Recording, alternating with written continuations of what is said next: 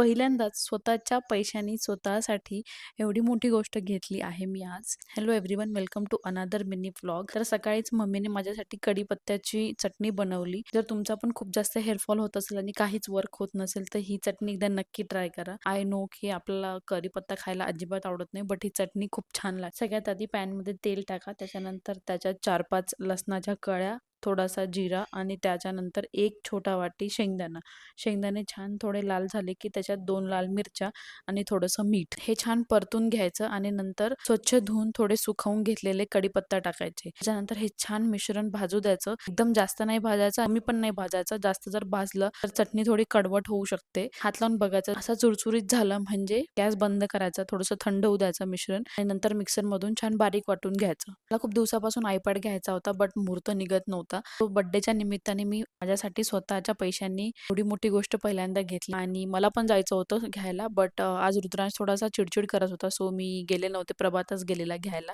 आणि चला तर मग असा होता माझा आजचा दिवस. भेटूया उद्याच्या ब्लॉग मध्ये. Bye, take care.